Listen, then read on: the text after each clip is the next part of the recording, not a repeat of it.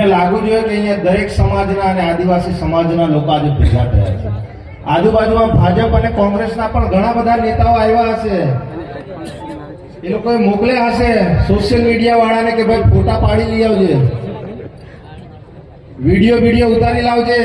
અહીં બેઠા છે તે બરાબર છે, નારા બારા લગાવે છે કે પછી એમ જ બેઠા છે તે? તો બોલો, બે હાથની મુઠ્ઠી વાળ લેજો. હા, બરાબર લાગુ જો અહીંયા ગાડી તમે બધા બેઠા છો ચૈતરભાઈના સમર્થનમાં. બોલો જય આદિવાસી, જય આદિવાસી, જય આદિવાસી, જય આદિવાસી, જય જોહાર, જય જોહાર, જય જોહાર, જય જોહાર. ચૈતરભાઈ तुम आगे बढ़ो, हम तुम्हारे साथ हैं. चैतरभाई तुम आगे बढ़ो, हम तुम्हारे साथ हैं. અહીંયા ગાડી આપણી વચ્ચે ઉપસ્થિત થયેલા આપણા સૌના લોકલાડીલા ધારાસભ્ય શ્રી, જેઓ હર હંમેશ ઉમરગામથી અંબાજી હોય કે સમગ્ર ગુજરાતના દરેક સમાજના નાના મોટા પ્રશ્નો ઉઠાવે છે, એવા ચૈતરભાઈ વસાવા માટે આપણે એમને જોરદાર તાળીઓના ગણગણાટથી એમનું સ્વાગત કરી રહ્યા છીએ. અહીંયા છોટાઉદેપુર જિલ્લાના પ્રમુખ શ્રી એવા રાધિકાબેન રાઠવાજી અહીંયા આપણી સાથે આજે જોડાયા. એવા પરેશભાઈ રાઠવા, રાજેશભાઈ રાઠવા, રંજનભાઈ તડવી, તેમજ સરપંચશ્રીઓ, ડોક્ટરશ્રીઓ અને આજુબાજુ ગામમાંથી પધારેલ અમારા યુવા સાથી મિત્રો, ભાઈઓ બહેનો નું અમે આજ રોજ આમ આદમી પાર્ટી પરિવાર તરફથી આપ સર્વેનું અમે દિલથી ખૂબ ખૂબ હાર્દિક સ્વાગત કરીએ છીએ. મિત્રો, અહીંયા ગાડી ખરેખર દેખાઈ રહ્યું છે કે આજે કવાંટની જનતા ખરેખર પરિવર્તન ઈચ્છી રહી છે. ઈચ્છી રહી છે ને? આપણે પરિવર્તન લાવવાનું છે ને? બદલાવ લાવવાનો છે ને? આ તમારું જે જુનૂન અને તમારો જે ઉત્સાહ અહીંથી લાગી રહ્યું છે કે ખરેખર આ ભારતીય જનતા પાર્ટીને કોંગ્રેસમાંથી હવે આપણે પરિવર્તન તરફ જઈ રહ્યા છીએ. મિત્રો, ડેડિયાપાડાની જનતા એ તો જાગી ગઈ હતી 2022 થી જ, અને એમણે વિચારી લીધું હતું કે આ ભાજપ અને કોંગ્રેસ થી અમે કંટાળી ગયા છે, અને એમણે આપણાને એક ટાઈગર આપી દીધો છે. ટાઈગર. મિત્રો, આજે આ ભાજપ અને કોંગ્રેસના તમે જોતા હશો, આજે ઉમરગામથી સમગ્ર અંબાજી સુધી એ લોકો કોઈ પણ ધારાસભ્ય હોય, સાંસદ સભ્ય હોય કે કોઈને હમણાં નવા નવા પદ આપી દીધા હોય, નવા નવા હોદ્દાઓ આપી દીધા હોય, એ કૂતરાઓ આજકાલ બહુ ફસે છે. એ કૂતરાઓને અહીંયા ગાડી તમે જોતા હશો, એ લોકોએ આજે ઉમરગામથી અંબાજી સુધી અમે ફસવાનું ચાલુ કરી દીધું છે. પણ આ તો જંગલનો ટાઈગર છે. ટાઈગર. આ કૂતરાઓ હોય કે પોપટો હોય કે વાંદરાઓ હોય, એમનાથી કઈ ફરક પડવાનો નથી.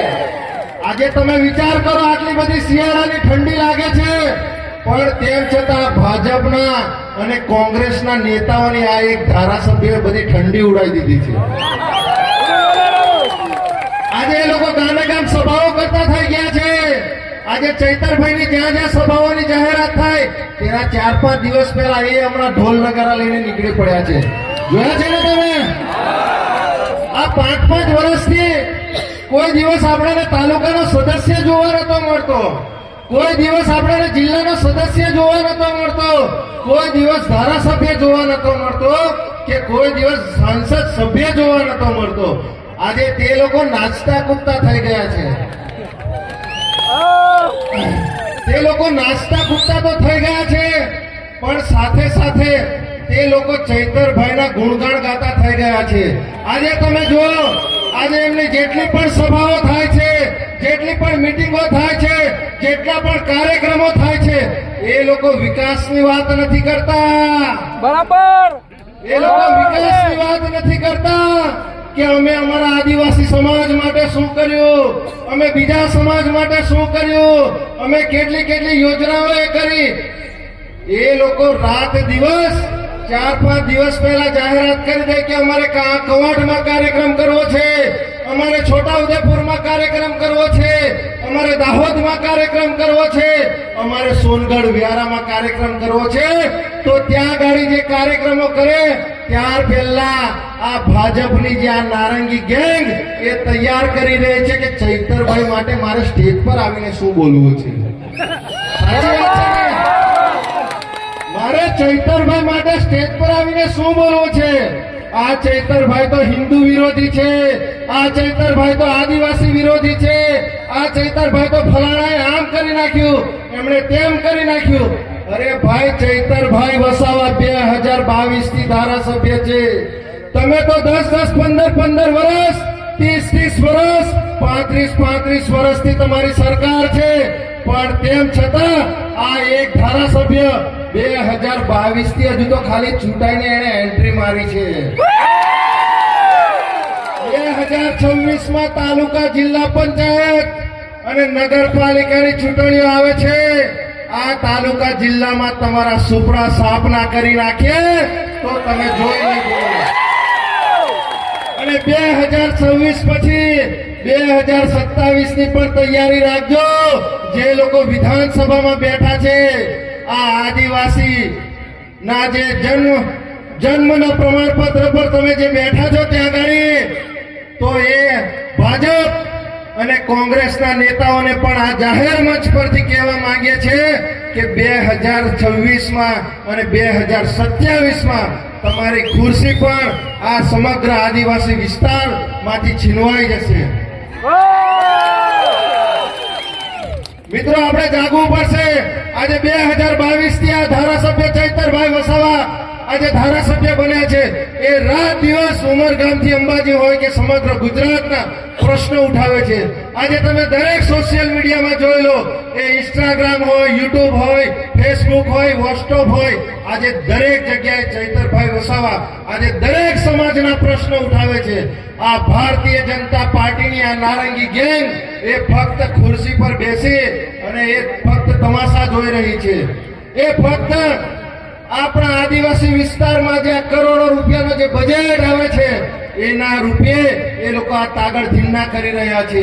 એ લોકો વિકાસના નામે એ લોકો આપણી કરોડો રૂપિયાની આ ગ્રાન્ટો વાપરી રહ્યા છે. પણ મિત્રો, આપણે જાગવું પડશે.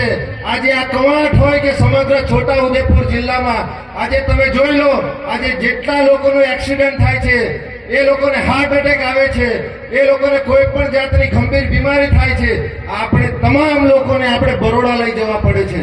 લઈ જવા પડે છે ને? અને જેટલા લોકો આપણે બરોડા લઈ જઈએ છીએ એ ફક્ત છોટાઉદેપુરના હોય, નર્મદાના હોય કે બરોડા જિલ્લાના હોય કે સમગ્ર ટ્રાઇબલ વિસ્તારના હોય. આ એ લોકો આપણે જે હોસ્પિટલોમાં લઈ જઈએ છીએ એમાંથી 90% લોકો એક્સપાયર થઈને આવે છે. આપણે ફક્ત એ લોકોની અહીંયા ગાડી અંતિમ ક્રિયા જ કરવી પડે છે. એ લોકો માટે આપણે લાકડા તૈયાર રાખવા પડે છે. આ ભારતીય જનતા પાર્ટીની જે નારંગી ગેંગ છે, એ નારંગી ગેંગ મોટા મોટા વાયદાઓ કરે છે, મોટા મોટા તાઇફાઓ કરે છે. આપણને 5-5, 10-10 લાખ રૂપિયાના આયુષ્યમાન કાર્ડ આપ્યા છે. એ કાર્ડો કોઈ જગ્યાએ ચાલે છે ખરા? અહીંયા ચાલે છે? એટલે મિત્રો, તમારે બધાએ જાગવું પડશે. આજે ચૈતરભાઈ એકલા છે. આવનારા દિવસોમાં તાલુકા પંચાયત, જિલ્લા પંચાયત અને નગરપાલિકાની ચૂંટણી આવે છે. આપણે આવનારા દિવસોમાં દરેક ગામે ગામ, દરેક ઘરે ઘરે આપણે ચૈતરભાઈ પેદા કરવો પડશે. પેદા કરવાના ને? અને આપણે આ તાલુકા પંચાયત અને જિલ્લા પંચાયતમાં પણ આપણે એવા પ્રતિનિધિને આપણે જીતાડીને લાવવાના છે. જેવી રીતે ચૈતરભાઈ વસાવા વિધાનસભામાં ગર્જના કરે છે, જેવી રીતે ચૈતરભાઈ વસાવા પોલીસ પ્રશાસન સામે લડે છે, સરકાર સામે લડે છે, એવી જ રીતે આપણા વિસ્તારમાંથી આપણે તાલુકા પંચાયત અને જિલ્લા પંચાયતમાંથી ચૂંટાવીને એવા લોકોને બેસાડવાના છે કે જે લોકો શિક્ષણની વાત કરે, જે લોકો આરોગ્યની વાત કરે, જે લોકો આ રોડ રસ્તાની વાત કરે, આપણાને જે માળખાકીય સુવિધાઓ જોઈએ છે એની વાત કરે. આપણે એવા નેતાઓને આવનારા દિવસોમાં ચૂંટાવીને લાવવાના છે. તમે બધા તૈયાર છો ને? બધા નારંગી ગેંગ આવશે. હા, હવે તમારા ઘરે ઘરે તૈયારી છે, એટલે તમે જાગતા રહેજો. નિખર મોટા મોટા વાયદા, મોટા મોટા કાર્યક્રમ 100, 200, 500 રૂપિયા આપીને તમને જતા રહેશે, અને એનું પરિણામ આપણે 5-5 વર્ષ સુધી ભોગવવું પડશે. વધુ ન કહેતા આપણે આપણા લોકલાડીલા ધારાસભ્યશ્રીને પણ આપણે સાંભળવાના છે. એટલે અમે અમારી વાણીને અહીંયા ગાડી જ વિરામ આપીએ છીએ. જય હિન્દ, જય ભારત.